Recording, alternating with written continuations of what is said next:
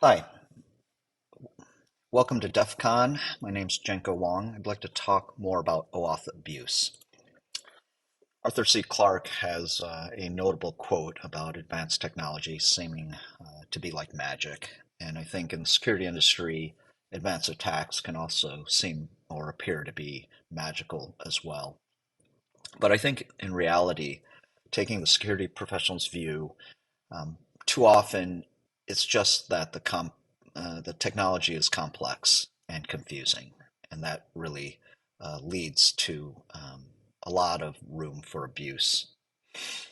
And so, in order to dive in, I want to first start quickly by summarizing where I think most of our attention is as a security industry. So, starting with phishing attacks, a lot of the attacker focuses on fooling the victim into visiting a fake website or web app that they've created and somehow obtaining the user's credentials with their participation. And with that, they get access. No surprise there.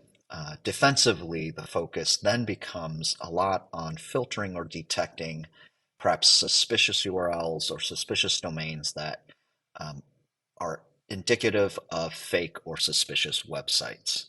And that can be done up front, trying to detect phishing messages of some sort.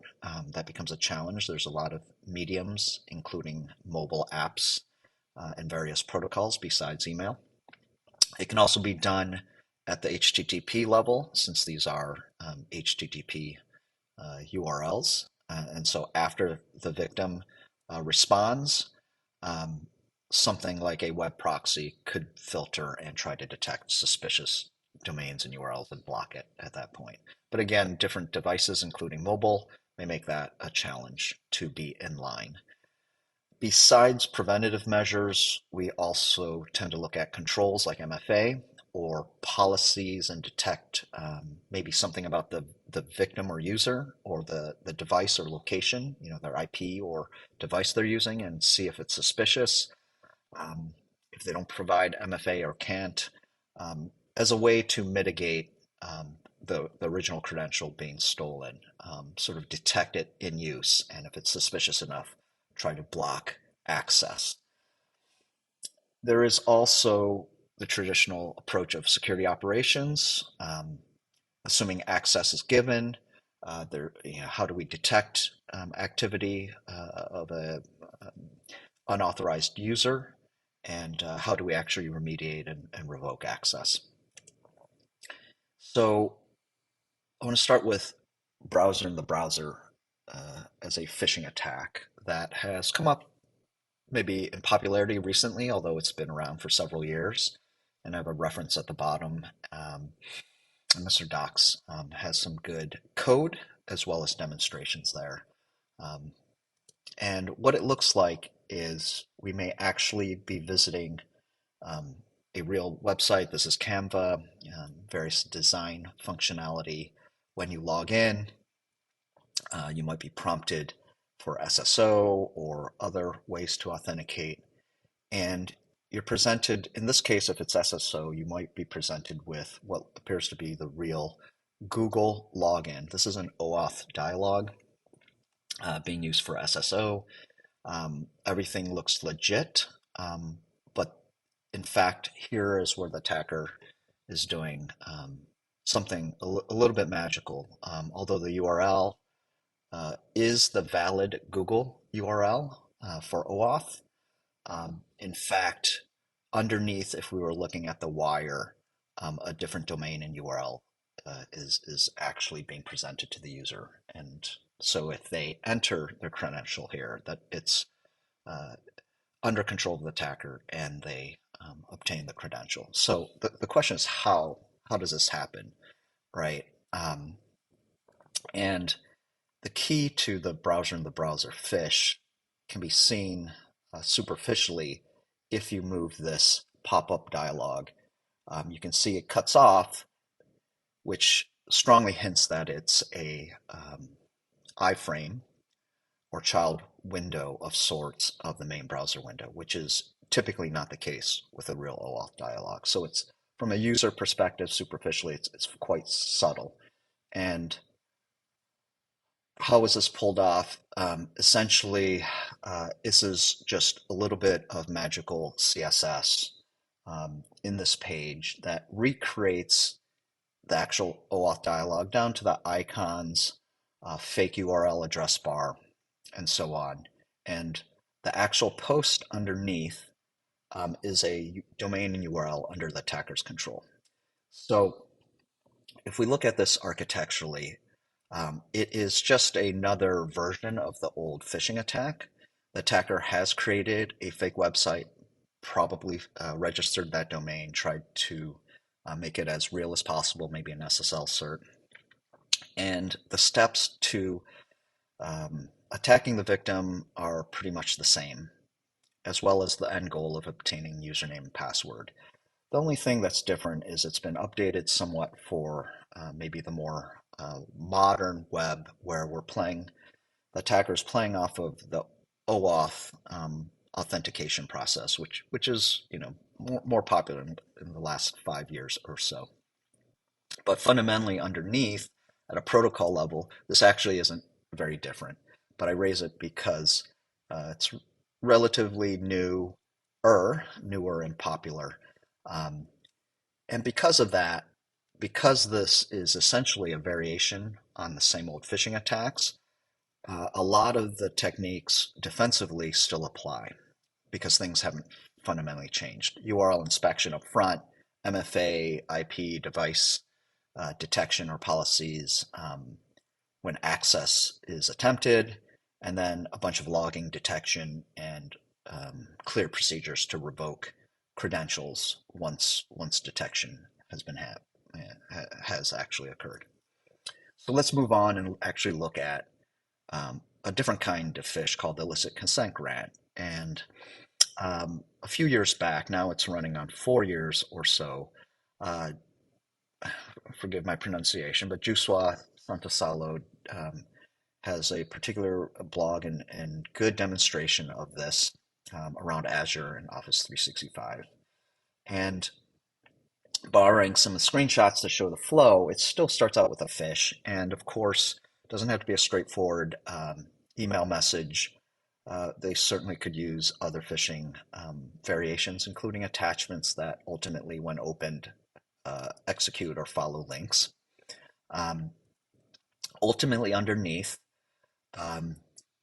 what this attack is now doing is actually being protocol specific to OAuth.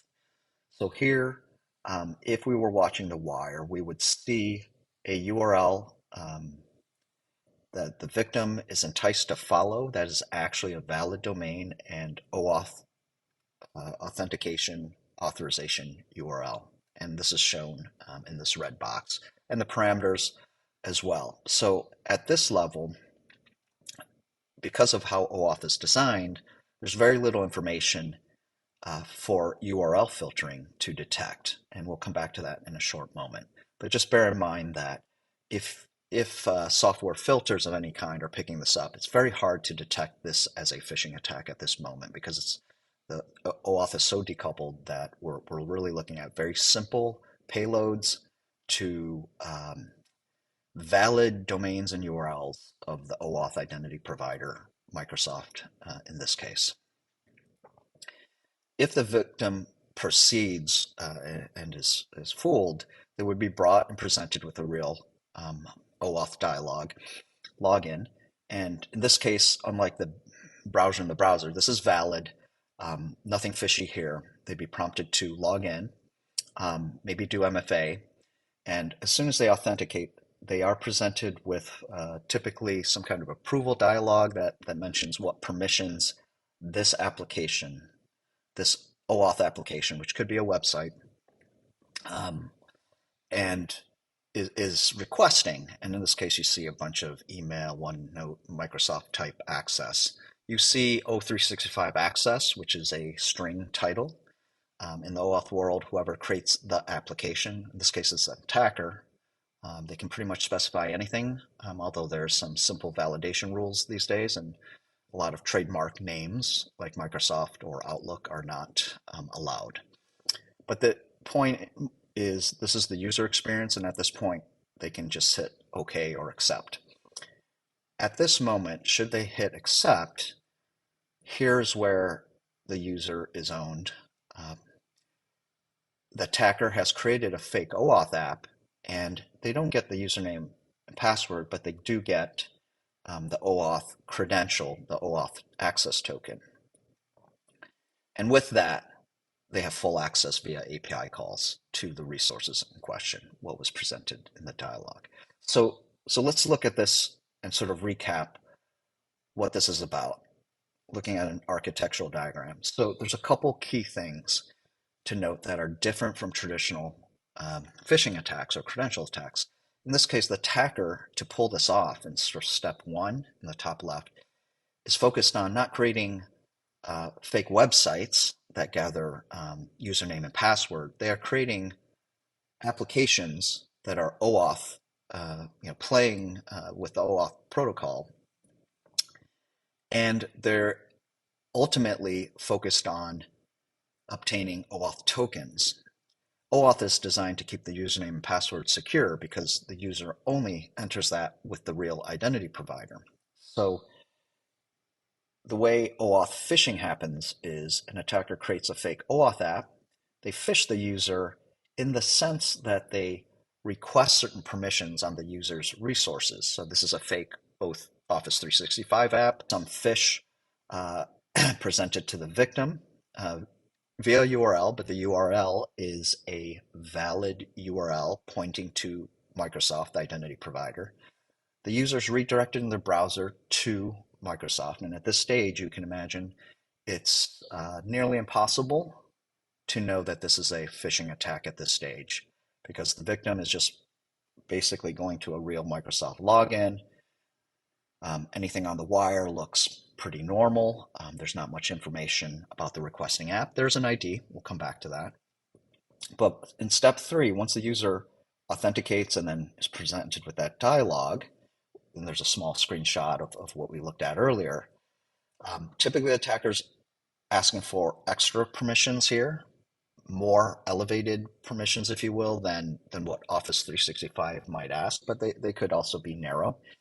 And once the user hits OK, I've simplified the actual OAuth protocol, but the point is, as soon as they hit accept, the attacker is able to retrieve or get OAuth tokens, which are used in essentially all API calls, REST API calls of web apps today. So the end goal is a bit different, but what is achieved in terms of access is essentially the same because of how APIs have been designed today to use OAuth. Okay, so defensively, how do we adjust and defend against these new attacks? Well, URL inspection doesn't help because we're really trying to discern, hey, what's suspicious about Microsoft.com and their OAuth endpoint? Not much. There's a client ID, which you might think can be looked upon. However, there's not much information about these are randomly generated IDs assigned to the attacker by Microsoft when the attacker creates their application and registers it in an Azure instance. But there's no metadata really available or threat intel. So you don't know one ID from the next, what it really means, who's behind it, what app it is. You might get a string somewhere, an app name. So really, what happens is the attacker typically can easily gain access if the victim is fooled into clicking accept and OK. Now, you might say, well, does the user have a chance? And could software filtering be in line between the user and Microsoft? It could be in line, but you're really looking at maybe a random ID, a list of permissions, possibly a title in some cases. And again, what the user sees is very hard to detect that it's a malicious app. You might be suspicious because what's O365 access, and you might actually look at the permissions, but we all know that users don't really look at things before clicking. And if you're automating it with software filtering, well, same issues. How do we discern this is actually a fake app? So really, if we move defensively, the first opportunity typically is to try to mitigate compromised credentials, in this case, OAuth tokens. So MFA doesn't apply because this is actually a token system. And one of the common design principles with tokens are they are typically temporary, but importantly, they're post authentication. They are granted after a valid authentication. And so MFA challenges don't apply. As long as the token is valid and isn't invalidated or expires, um, it will never go through reauthorization or rechallenge of MFA. You can still use IP address, device, or other characteristics to try to figure out if this is a suspicious user using a valid OAuth token, but it's very, very hard. So one of the things to point out is that the temporary nature of almost all token systems is often used as a mitigating control, even if the OAuth tokens are stolen or obtained by an attacker. While they're only typically valid for an hour in most implementations. But here's the dirty secret with OAuth, maybe not so secret, but it's not really temporary. In practice, it's essentially permanent. Once authentication and authorization happen, the requesting app, in this case the attacker, receives a pair, the access token, which does expire in an hour, but also a refresh token, which they can use to obtain a new access token every hour. And that refresh token typically does not expire, except, again, depending on implementation, but it's usually months and months of inactivity or unuse, which an attacker would never do. So they essentially gain permanent access, and it bypasses MFA. And so the huge risk of attacks that exploit OAuth specifically as a protocol is you start to have attackers gain a lot easier access to permanent access with tokens that have bypassed MFA essentially, with all the same access because all the REST API calls are set up to take OAuth tokens. So already we're seeing mitigating controls sort of fall apart. What about the rest of the SecOps controls or procedures that are typically used? How effective are they?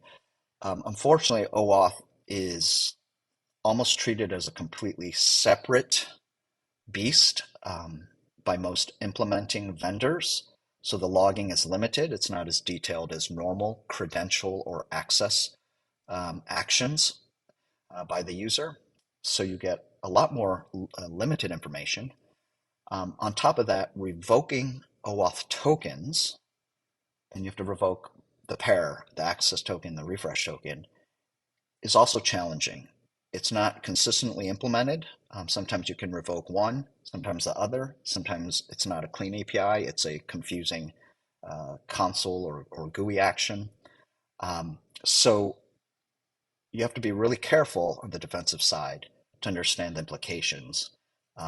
And this should all obviously be done before an actual incident. From an attacker perspective, a red teaming perspective, it just means that the chances and probability for having continued access or persistence is much, much higher. And the chances for detection are much, much lower because no one's really looking at this.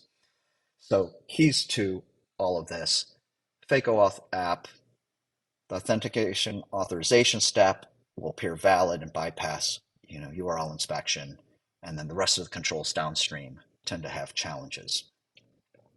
I did want to point out at the step 3 defensively, the IP device trust policies, you do have a chance to mitigate there. And as an example, Azure has this dialogue to do different things, such as control, number one, who can actually approve OAuth application access. So actually, this policy addresses step 3, the red 3 of the user. So that can be controlled so that users normally cannot do it at all, maybe only administrators, or perhaps only a select set of applications that have been blessed or whitelisted by the administrator.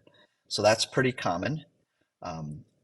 Slightly different functionality, but is worth looking at from a defensive perspective. Okay, so that starts to get a little bit, more complicated to defend against. Um, let's say you do, as a user, take defensive measures to really lock down who can approve OAuth applications. You would think that would be pretty effective at removing risk. However, I want to point out a different phishing attack that uses OAuth that poses new challenges. And credit for this, really the research and publication comes from Dr. Azure AD, Dr. Cinema. Several years ago, you can see the O365 blog. Many of you may be familiar with his work, with his Azure AD tools.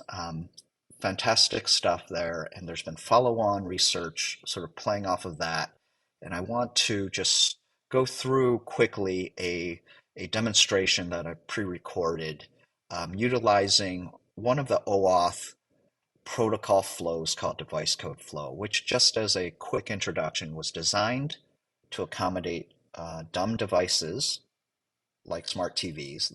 There is an oxymoron for you, but limited input devices like smart TVs, where people don't want to or cannot enter easily full credentials. OAuth came to the rescue and several years ago extended the protocol set, the framework, to allow for easier login. Well, that particular flow is more susceptible to certain kinds of abuse, and we'll go through this. So right here, as a quick pause, on the left side in the browser is the user viewpoint. On the right side will be a terminal window on what the attacker is doing during a phishing attack against the user. So Ed at Feast Health on Microsoft.com is logging in early in their workday. They may, of course, have MFA enabled in Azure. Everything's normal. This is all to get at maybe their mailbox, Office 365 suite. So everything is normal so far on the left. Meanwhile, independently, the attacker is just running a script. They have not built a fake website or even a fake OAuth application. And they're going to start interacting with Azure via OAuth endpoints and APIs using this device code flow that we have been alluding to. And I want to point out the first step is they supply a client ID as well as a Microsoft resource, which essentially is a set of APIs, the Graph API being very common. And they get two codes back, a user and device code, and they will use one to phish the user. And so you can see the response here on the right. This is close enough for you to sort of see the payload from an HTTP perspective. Very simple. They get a user code, which is usually 8 characters or so. They get a longer device code, expires in 15 minutes, in this case, 900 seconds, and a suggested sign text message to give to the user. In this case, the attacker decides to just send it off in a phishing campaign. And so an email gets sent out, which we'll see pop into the left box right here at the top of the user. And we will expand that to take a look at it. In this case, I did a lot of work on this template, so I want to pause here so you can admire my poor HTML skills. This is a phish pretending to be the 365 product team, basically promoting extra storage space or attachment size space, suggesting the user to receive this extra sort of freebie for being such a good customer is to follow this URL and type in this user code, which the attacker obtained easily from Microsoft by participating in device code flow. And just so we know, there's no funny business with this URL. This actual text, the title of the href embedded here is the actual URL. There's nothing funny here. That some old style phishing attacks will obfuscate the actual URL. There's nothing here. So if the user decides to copy the code and then follow the actual URL in a tab, we see there's a redirect from that actual original URL, but both the original as well as the redirect are actual valid OAuth endpoints of Microsoft. So imagine you're looking at this as a user or picking this up as a software filter. So far, it is hard to figure out anything suspicious here. They're prompted for the code that was supplied, the 8-character code. And so let's say the user enters that to get their promotion, and now they are typically prompted to authenticate. These days, it's pretty common for Microsoft, Google, the big provider, cache things in the browser, right? So we probably have all seen this. You can select a cache to log in. But if I weren't logged in from my Outlook session in the same browser, it would be a full login and could include MFA. So just keep that in mind. Code prompt, authentication prompt is what the user sees in this phishing attack. Now, they continue on, and I'll pause before we switch over to the attacker side. It happened fast, but I want to point out that as soon as they authenticated, which was picking an existing cache session, they got no further prompts or approval dialogues, which we saw in the earlier attack, the illicit consent grant. They just got a confirmation that you're signed into Microsoft Office. And this information is presented by Microsoft, right? This is not actually even affected or presented by the attacker in any way. This is all traffic directly with Microsoft. Okay, back to what the attacker does.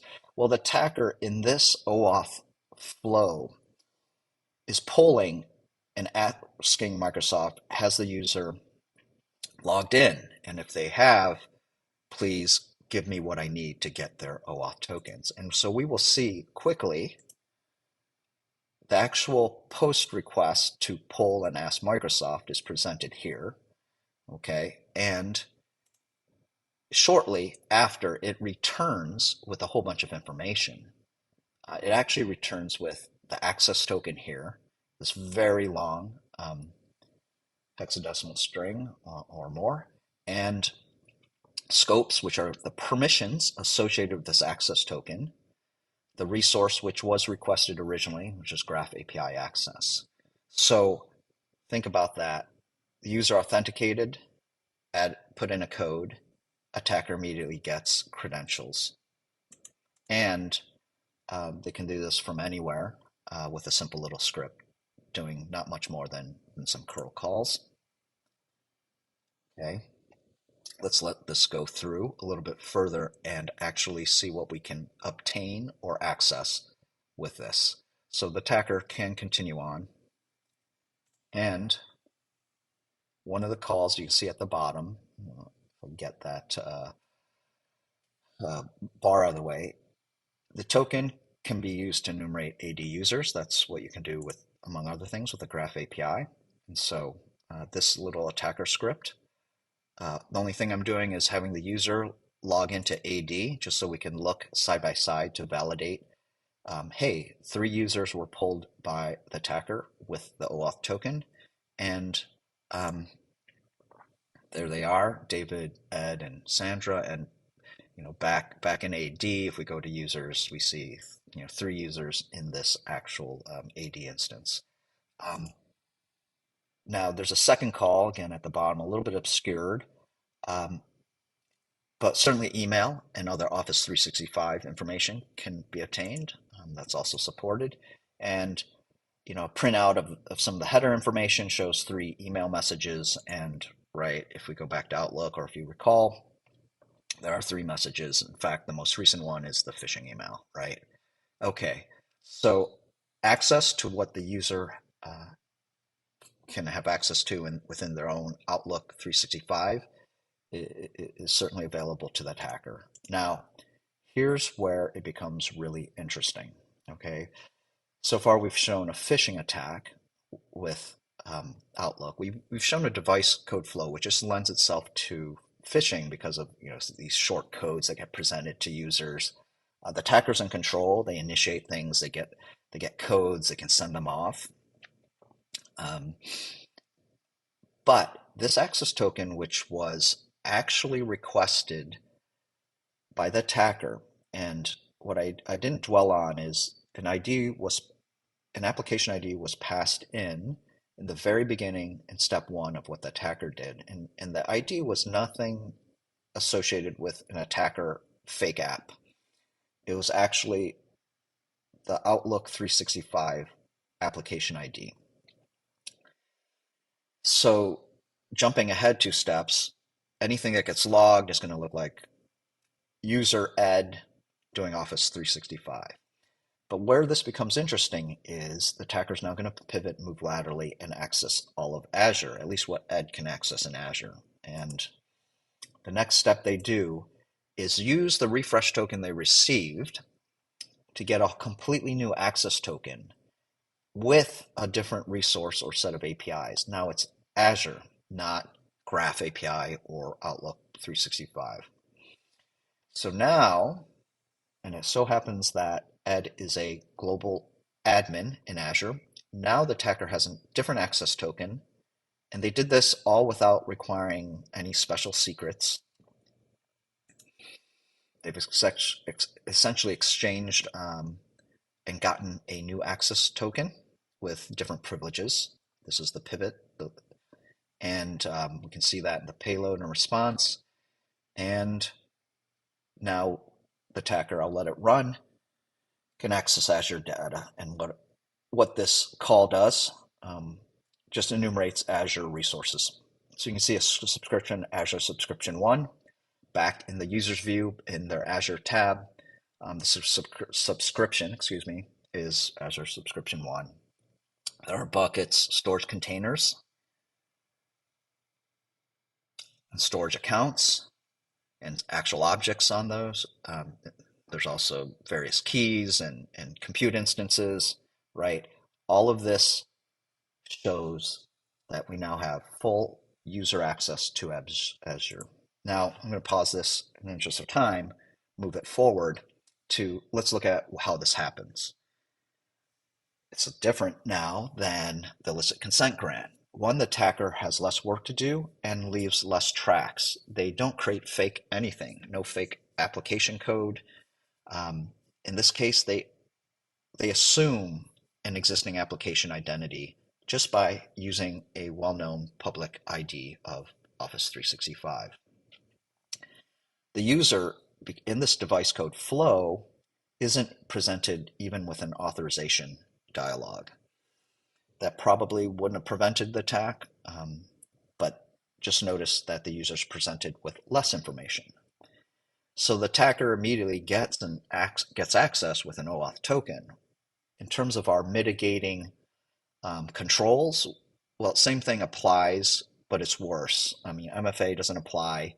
Device policies might help, but it's worse in that lateral movement is very, very easy in Microsoft's device code implementation. Why? It's because, and there's great research done by the SecureWorks team, so I'm going to call out Ryan Cobb and Tony Gore, who earlier in 2022 did some research and some back and forth with Microsoft. And there's a family of Microsoft apps, and it is started with 15, but with further research, it's in the 30s, where Microsoft wanted to provide SSO capabilities. And so it allowed effectively this switching of tokens or refreshing and getting a different access token with different permissions to be very easy among their apps. So that's exactly what we did. Azure is part of that family, Office 365, so on. You can take a look at their GitHub and sort of see the latest. And I want to point out that when OAuth of any kind is used in SSO, there's a danger here of getting these, makes sense for SSO, gives us a few surprise magical things because of OAuth and what it brings with this sort of kitchen sink complicated protocol framework. Okay, so essentially the attacker has all the advantages of the previous attack, but has an additional, at least with Microsoft's device code flow, an ability to move laterally. And just remember, device code flow was originally created for dumb Devices, call them smart TVs, they're still dumb devices with limited input, even though many other apps, including Office 365, support it. Why? It's a great question to ask. Okay, let's continue on. Let's talk about defensively. What can we do here? Well, when the user, when the user authenticates but isn't presented with an authorization, well, you have no control over that. You can't change it. It's the way Microsoft implemented it. But how about we go back to the attacker and how can we detect things? Can we in any way prevent or detect assumed app identities? No. Um, there are no secrets involved. Even if there were secrets, they're often easy to obtain. But in this case, the attacker just needed a well-known public ID. There's really nothing to prevent the attacker from initiating this attack. How about the pivot? Is there anything to prevent, turn that off? Well, nope. That is a custom implementation for SSO purposes, utilizing OAuth device code flow. Um, and think about it from an SSO perspective, it makes perfect sense. I mean, if you have a valid credential to access Office 365 and SSO is enabled, why couldn't you just pivot and go to Azure or Exchange or Microsoft Office or Excel? No reason. Google does the same thing, in fact. Google doesn't use device code flow, but they do support SSO. The point is, from an SSO perspective, it doesn't seem strange that that's the way things behave. But from an OAuth perspective, it's an area for abuse because once you have access, and this is a third-party app, or rather an attacker playing the role of a third-party app, that is Office 365, they now have access to everything that the user has access, all 30 plus applications. Okay, so um, you can't prevent that. And the same issues with downstream security ops still applies in that logging is limited, revoking is a challenge, and essentially the user has permanent access. So there's one thing that is worth doing and can apply, which is some kind of access policy to check API calls and characteristics about the user, like their location, IP address, or device characteristics. So um, I want to say that you should do it, but there's a fair amount of caveats in the implementation. So it does not solve everything. So here are some useful links. And there has been good work by Dr. Azure AD as well as Boku on the limitations of conditional access policies. And I would just want to summarize that going into all the details is beyond this presentation. But as an example, IP address generally can work to the extent that you can detect suspicious IP addresses or whitelist allowed IP addresses. The other things you can do, such as use Intune to see whether something's compliant or not, or whether the device the user is using is joint AD, device characteristics, etc. There's more functionality, and to different extents, they can be faked or bypassed or spoofed. So I'm not saying you shouldn't use it. I'm saying some of it works, some of it's still susceptible to abuse. So at best, it's a layer that is a little porous, but a little help is better than none. So I suggest you look at it no matter what OAuth implementation you're looking at. What else can be done? Let's drill in and not leave everything to be without means of defending. Let's talk a little bit more. Well, behavioral detection is really the answer with most compromised credential attacks. So, okay, the problem is we've been looking at that for many years, and it's been very, very difficult. What's most popular today is taking ML models of different sorts and trying to discern whether we have good indicators or features to detect suspicious activity. Within narrow use cases or very specific ones, this can be very effective. It is hard to have general uh, one size fits all. Um, Obviously, not many defenders are in the position to build their own or want to or think that's even a good idea. But this certainly becomes a discussion point with vendors supplying detection um, uh, solutions of any kind, is what's in there. And even the vendors who are owning the identity side, like Microsoft, have introduced various behavioral oriented or ML based detections. So that's all good news. It just doesn't solve everything, not a silver bullet. So, as an example, if you do look in Microsoft Cloud Defender, you will see certain use cases around OAuth, and anomaly it is documented as being an ML approach. It's hard to trigger these, but nonetheless, it is a good start in that there is an appreciation that behavioral detection is definitely part of the solution. On the other hand, it doesn't detect the Microsoft device code phish because that's just very hard to detect, period. It looks like real user behavior. So there's a point where it's like a bad relationship breakup, right? Maybe we're thinking it's not me, it's you. And you, I don't really mean all of you listeners. Maybe it's the vendors that were using the technology stack. So maybe switching them avoid some of these problems. And so it's worth saying, not that it's easy to switch from Microsoft to Google. I'm not even suggesting that, but let's analyze. Let's look at Google's device code flow, right? Is this a protocol problem that's inherited across vendors, or is it an implementation problem that perhaps doesn't appear in other vendors? That's worth asking. So, August, over a year ago, in 2021, I did some research and showed that around Google device code flow as well as other flows. And let's take a look at that. So when you actually go through Google device code flow, the attacker similarly, and I'm showing less of the screenshots, more of the underlying protocols, so we can jump into the details. It's a different implementation. Microsoft implementation is non-standard to say the least, according to the spec, even though the OAuth spec leaves room for interpretation and optional arguments.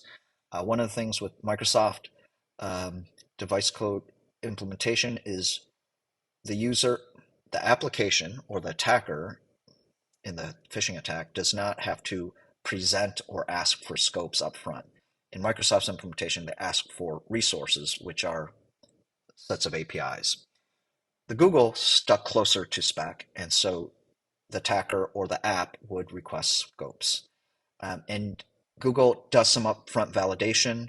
There's very limited scopes that can actually be asked for or requested, otherwise you're rejected. So profile information like the email address is valid, but I can't go asking for Google Cloud access. It'll get rejected upfront. So just to point out, there are some differences, but you can participate in the Google implementation and get very similarly device code, user code, 1800 seconds, 30-minute expiration, and the Google endpoint for this OAuth. And you can phish the user, not showing that, but if the user followed the phish or whatever it is, they're prompted for code. That's very similar, very standard. They are prompted to authenticate, cache credentials, very standard, or if I weren't actually already logged in, I'd have a full login, including MFA. And then, yes, a very quick sort of success, no approval, same thing. There are some cases where approval dialogues are presented, but many that it's as simple on the user as the Microsoft implementation. The attacker can separately be polling once the user authenticates, they get tokens, they have access. And they can use that token immediately in API calls. But where Google's implementation differs is because the scopes are very limited up front, the damage that the attacker can do is very limited. They are, in fact, sort of sandboxed with very restricted permissions versus Microsoft's implementation, which probably because of SSO requirements or reasons has a wide-ranging set of scopes that are not validated or restricted. So in this case, the attacker might get the user's information, which is profile information, picture, email. There's some data leakage and risk, but not major access issues right off the bat. So defending, um, I wanted to point out there was some disclosure done with Google over a year ago at DEF CON 29. Um, and since then, early in 2022, around February, um, there was further validation done by Google, not just on scopes requested, but in fact on the application and against the device code flow. What do I mean by that?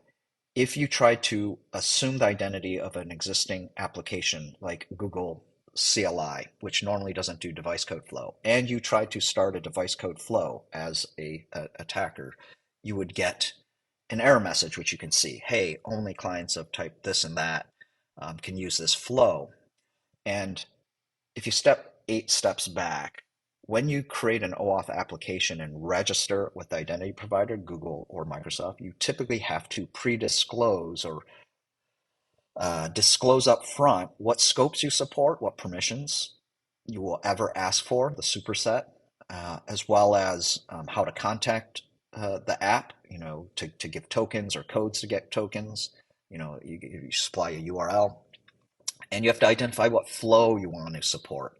So developer, the Google team that develops the Google CLI, well, the Google CLI doesn't use device code flow. And so it makes sense that this could be validated. And it wasn't a year plus ago, but since earlier in 2022, it is checked. So great, great job, great news. It's a complicated protocol. This is a good validation check. Contrast that with Microsoft's implementation of device code flow. And let me just prefix this. It sounds like I'm slamming Microsoft a lot. I'm just trying to get into the complexity of the protocol and how easy it is to open doors for abuse, right? In Microsoft's, it's a non-standard implementation. There's SSO requirements in there. There's no presentation of scopes up front. Office 365 can participate in device code flow, which from a 50,000 foot level makes no sense at all. Because why is Office 365 a limited input device like a smart TV? It is not. So on and so forth. So good job, Google, on device code flow. Not major risk, even though the same kinds of flow and attacks could be presented, the impact is much more limited. However, let's not say that Google, is better than Microsoft or this or that. These are just examples. You can probably find, half dozen more as you go through major vendors or apps. What I want to do is switch off device code flow and say, look, device code flow, I think, is dangerous or risky.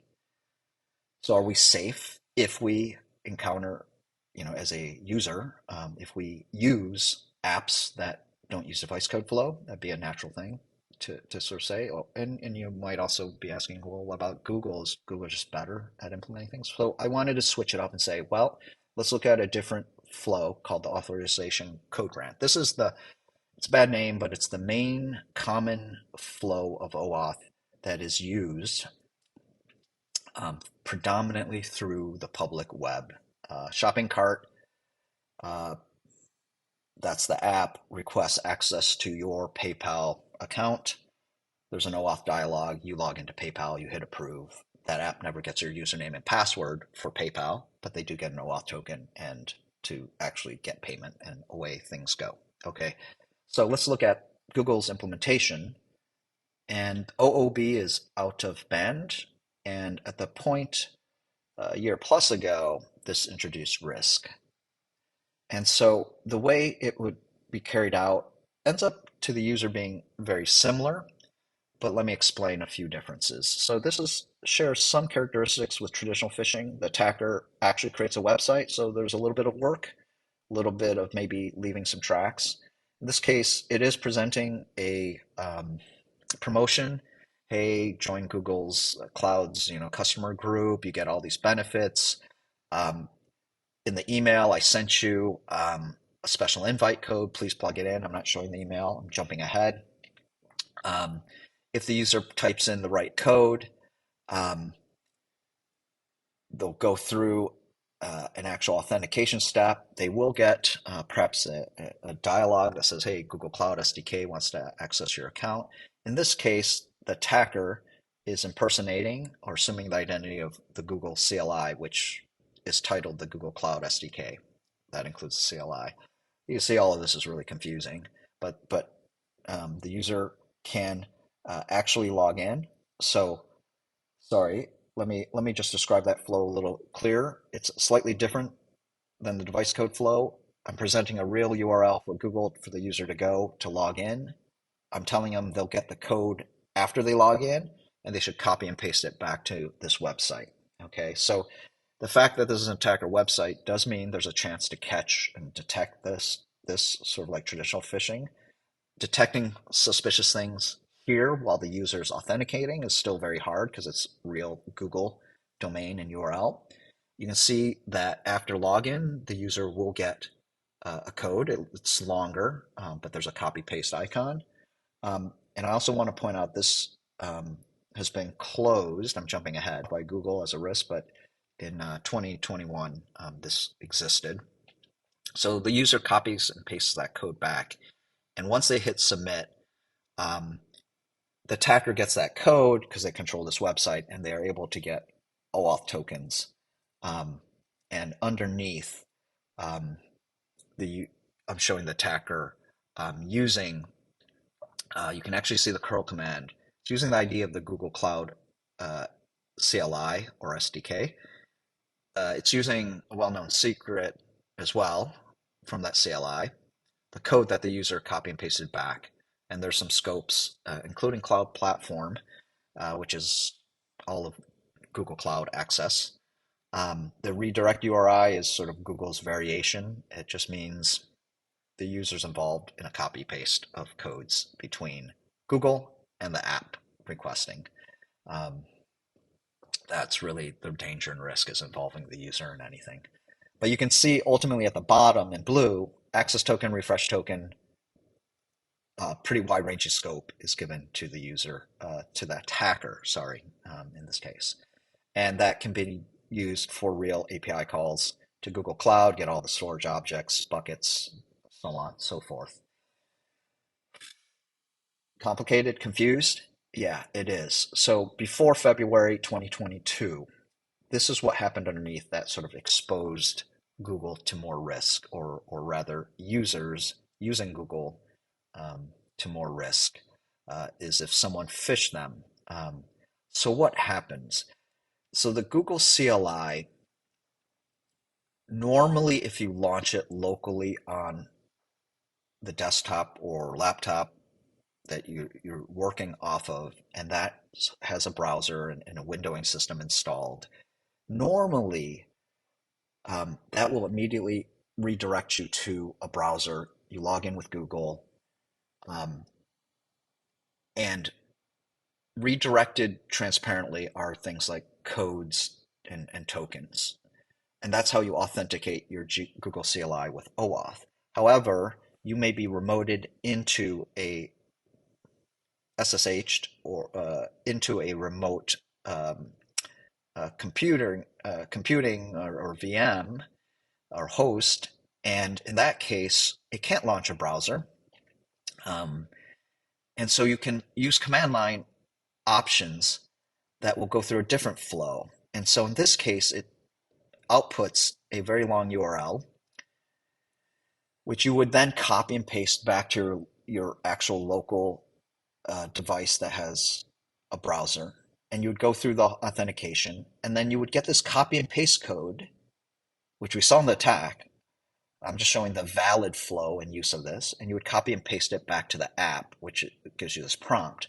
So, so this was by design, and it's a fine use case. Admin especially might be running CLI commands on a system with no windowing, and it's remote, right? The problem is the copy paste step in the bottom right opens it up for phishing attacks, particularly.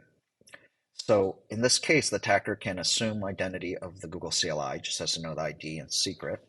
Um, and when it comes time after the user authenticates and authorizes, uh, the way the attacker gets the token is they just need that code, and by having the user copy and paste it, they get it. Now, why is the copy and paste and the user involvement key to this?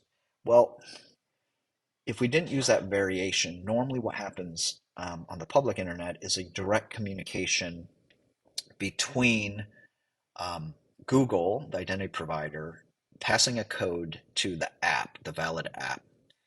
And if those are publicly available on the internet, they can directly communicate. If that app is local to on the same machine as your user agent or browser, the user, um, it can also be done through an HTTP redirect to localhost and a certain port number. The problem, though, is the whole reason this use case exists is the location of the app, the Google CLI, exists anywhere, and it could be fully blocked from incoming traffic. So the only way for it to get a code, for it to get a token, is for the user to sort of copy and paste in there. So the the mechanism, the redirect mechanism for the Google identity provider, Google uh, Workspace, to contact the app with codes that the app can use to get tokens, that cannot be directly can't be direct communication.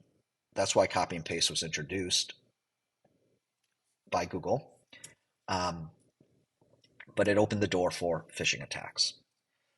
Now, what about defending this? Well, you can see that the key here is getting the code. This code is needed by the attacker or the real app to get the excess token.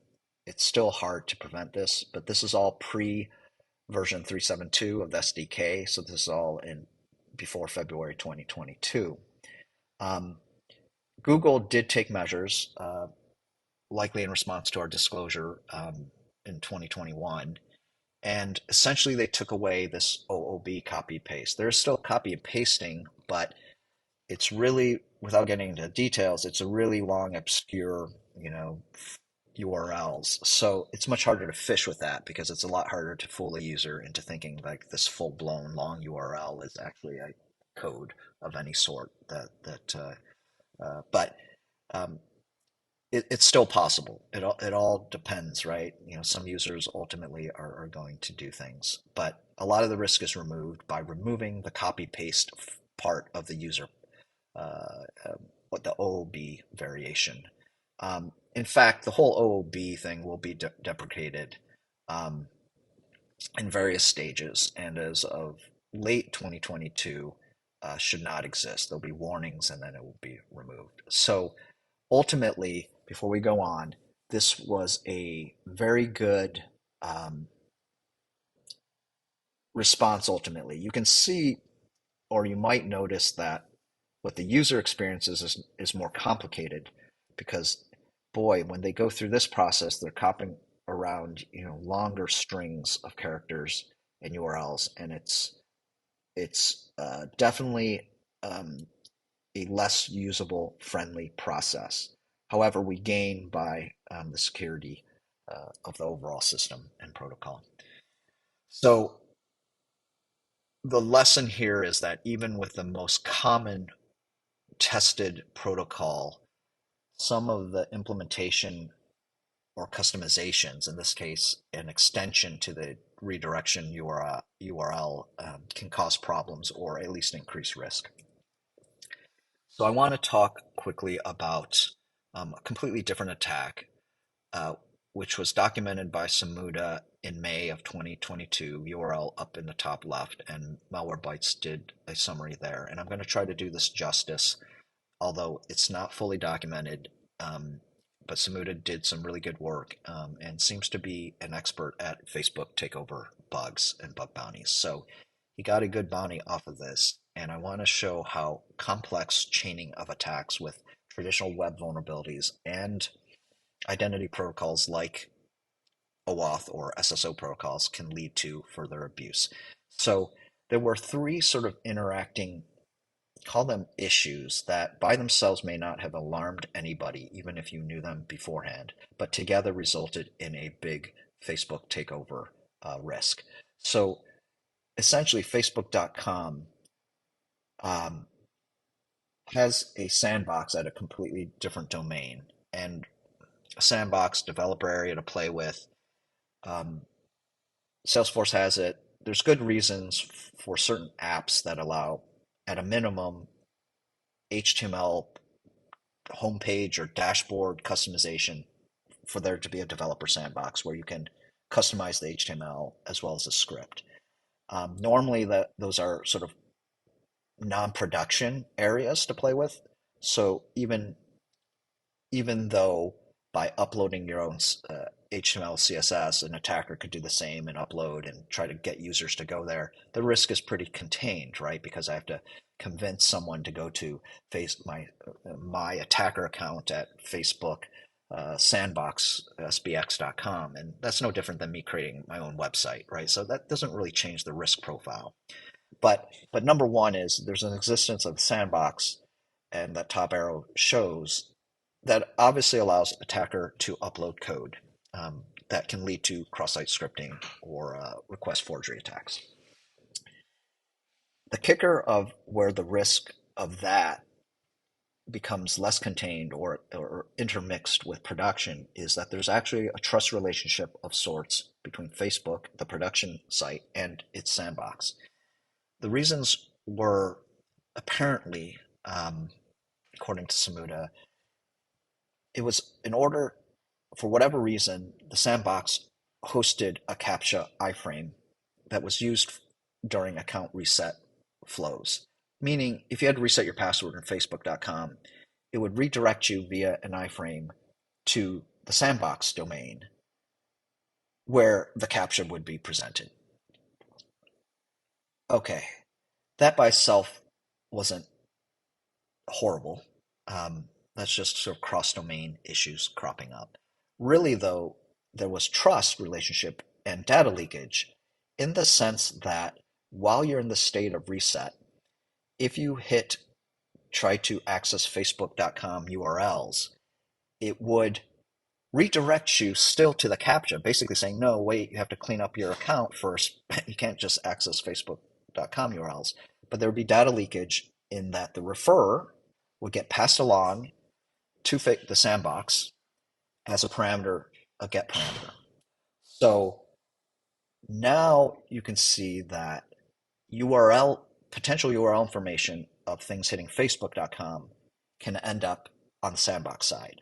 And you could guess that if you hit an attacker controlled sandbox, they might get URL or URL parameter information that was intended for the Facebook side. Okay, this hints at more risk, interconnected risk, but the third piece was really the kicker, which is OAuth, OpenID Connect, which is OAuth for SSO, is used. In this case, when Google is used as the SSO system, the interaction between Facebook and Google to provide that SSO capability utilizes OAuth. And the kicker, which by itself isn't strange, that's why OIDC was created, is to extend OAuth securely to handle SSO.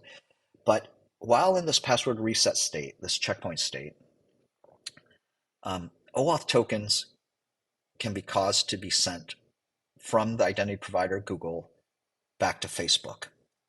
There has to be communication of tokens anyway between the two parties in an SSO system, the main site and the identity site. That's not weird.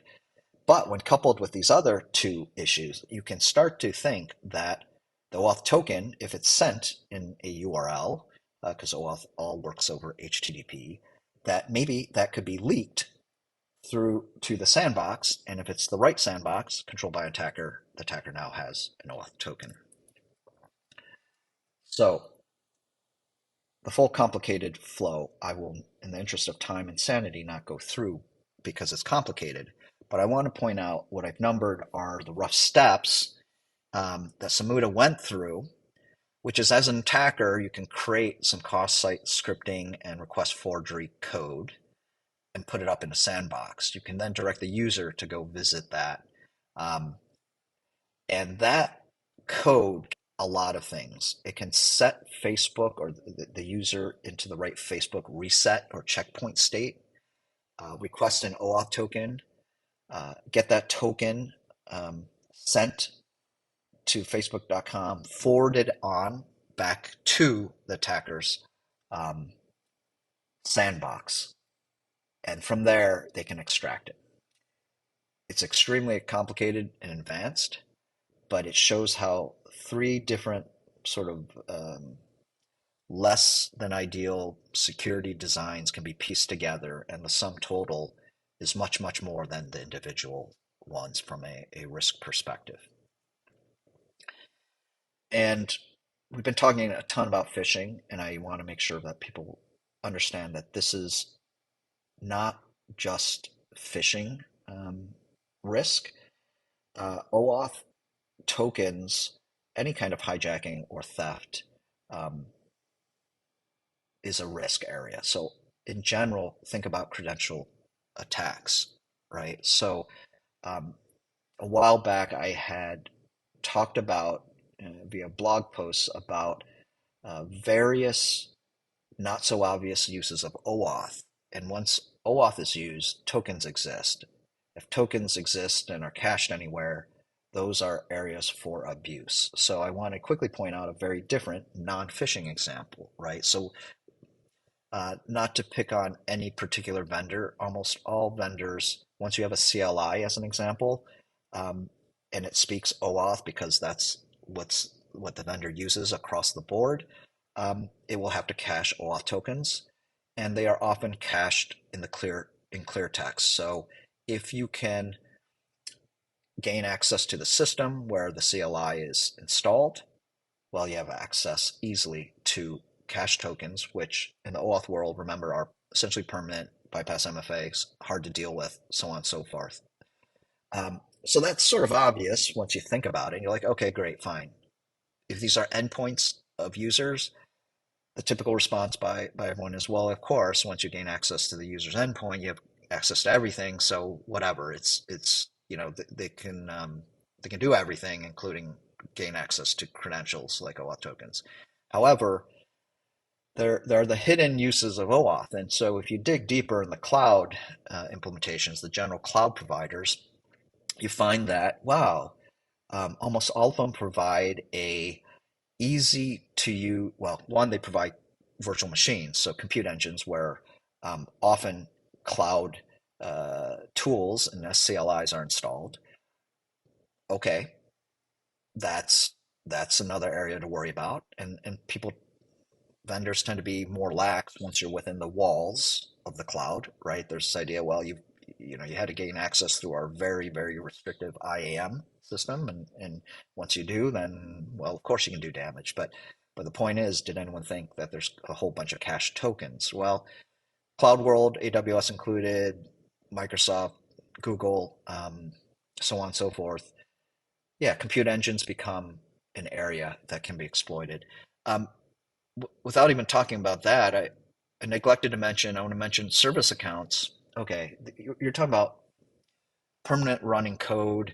Uh, Typically, if you have a job running or compute engine, you might have separate API keys set up, service accounts, non-user accounts, right? What does that have to do with OAuth? Well, one of the dirty secrets is sometimes what appears not OAuth, to just provide context, really was designed for user interaction, for a user to grant a subset of privileges, not their whole user set of privileges, to third-party applications, right? That's really OAuth's purpose. I, as user, want to grant access to an app to some of my resources, and I don't want to give them my username and credential, which has all of my access. Okay, service account. You might think, what's that have to do with OAuth? I mean, usually it wouldn't. The user's not involved. They can't press accept on what permissions. They can't do the approval process. Mostly service accounts are hard coded with API keys, hard coded credentials. So I'm pointing out is in some implementations, it's actually quite common that OAuth pops up. So what happens? What do I mean by that? Well, you can configure CLI, not just with user credentials in Google. You can configure them with service accounts, presumably so an admin can take on the identity of a service account and maybe do some debugging. Okay, it's not crazy. The problem is that service account generates OAuth tokens underneath and they get cached. So the exposure is not just user accounts. You might get service account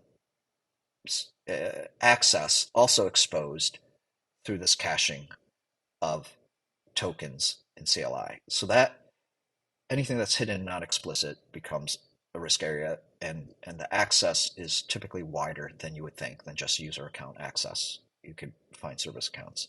What else? Well, there are hidden installations of SDKs. So I believe all the major vendors there have a Cloud Shell implementation, which is a pre-installed shell environment for user access, typically admins, includes this SDK and the CLI, and therefore uses OAuth and caches OAuth. And there's persistence in those, and so you can gain access still tokens from there. The security measures are often lax because it's again assumed to be protected behind a couple moats. Um, and so I'd put forth there's less protection than an endpoint for a Cloud Shell environment. Endpoints, at least typically there's AV and other controls to detect um, access, strange access. Um, the last one is sort of well known, but I'm just pointing out that cache tokens, um, virtual machines often simplify access so that they run as a particular role with certain privileges, not user privileges. And whatever those privileges are, typically you can gain access once you gain access to the compute engine. That's not necessarily new or different, but again, it's sort of breaking down the walls between a service account being used by a compute engine versus and getting a different form of it, which is an OAuth access token, which is typically in everyone's mind associated with user access. So um, again, there is a lot here that I don't necessarily want to cover in detail. I do reference back to Juan Berner, who did talk about how to do some persistence in Cloud Shells. Pick your favorite one-liner shell script that you can put into startup scripts, bash RCs or profiles, and provide a reverse access or a dumping of the cached OAuth tokens, just showing how easy it is to leverage this in a practical manner. Um, Cache tokens combined with uh, a Cloud Shell, which is persistent and also has cache tokens, um, easy to install a backdoor, and may never be detected. So I wanted to finish. I'm coming towards the end. This is longer than sort of the live version. I just wanted, from a research perspective, to present sort of a quadrant of sort of where the opportunities are for abuse in my mind. Sort of looking on along two dimensions: easy to hard and near term to sort of further in the future. So anytime usability is talked about, um, to me, it's an easy one to look at today, and device code flow is an example of that. Probe in there. Usually there's some issues because usability in my mind is often at odds with security. Um, Similar to that, when vendors say, "Hey, by design, it's a feature," it's the user blames the user. To me, that's sort of avoiding solving the problem, and I get that a lot with anything that hints at phishing abuse. And I don't buy that. It's a little bit harder to find opportunities there, but there's a lot of that talk today, and you hear that with temporary token systems. Hey, it's by design. It's a feature. It just times out after an hour. It's you hear it about phishing attacks where it's like, hey, what can you do if a user's phished? I mean, you can try to train them, but that's not our problem. Um, and all I'll say there is, I'm sure at one point we said that about password strength, right? Hey, what can we do if a user picks a bad password that's too short or a dictionary word? But that didn't stop the industry from ultimately trying to create better password systems, including no password systems and device, keys and authentication, or uh, password managers or password policies, right? So I don't buy that, but from a research perspective, any talk about that from vendors or in documentation is an opportunity that there are to find areas for abuse. Anytime there's sort of hidden, non-explicit defaults, and I mentioned scopes, which are the permissions. Microsoft Device Code Flow has default scopes. Again, to me, it's a big opportunity to find issues or problems with that.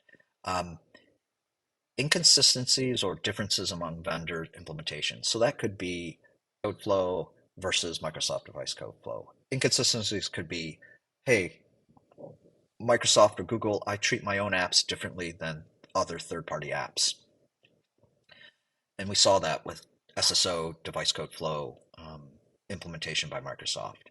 Um, Anytime the protocol is customized, extensions. Now, OAuth did provide for extensions. I just think it's a dangerous area that usually introduces risk. So the out-of-band extension to the URL redirect ultimately led to more phishing risk and abuse.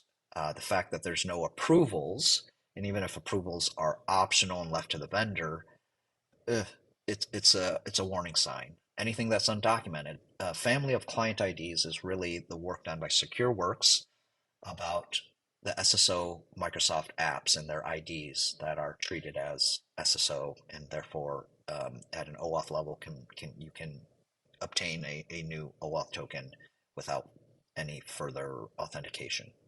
Um, Furthest in the future, I think it's worth looking at where the protocol itself, OAuth, is moving, where vendor roadmaps are, and there are moves to use hidden secrets or keys with PKCE. Those are good. Will prevent attacks that rely on interception of traffic. Depop, proof of purchase type systems, where maybe the hardware in some way is signing, and that's sort of similar to passwordless systems. That's all great in case credentials are stolen. Microsoft did a really good RSA presentation where they saw a lot of malware doing OAuth theft, and so there's some engineering effort there. I think those are all great, and those become further areas for research depending on how they're implemented to see if there's room for abuse. To me, anytime OAuth is used for SSO, easy one. It's worth probing. There's a lot out there. I don't think in general it's a good idea. It usually introduces more risk than benefit. But OIDC was specifically created so OAuth could be used for SSO. I just think OAuth is way more complicated than needed for SSO. Stick to SAML if at all possible. At least the issues there are more contained in my mind. And the last point is, hey, don't just get hyper-focused on phishing. Credential attacks, escalation of privilege, lateral movement, the whole attack chain is really at play here. OAuth just becomes the protocol and means to look at abuse. So thank you. I appreciate you getting to the end of a very long presentation. I hope you got some more ideas or insights from either the research perspective or the defensive perspective, and hope to see all of you at some point in person. If you need to contact me, there's my contact info. I'm also on Mastodon on infosec.exchange @Jenko. Thanks very much.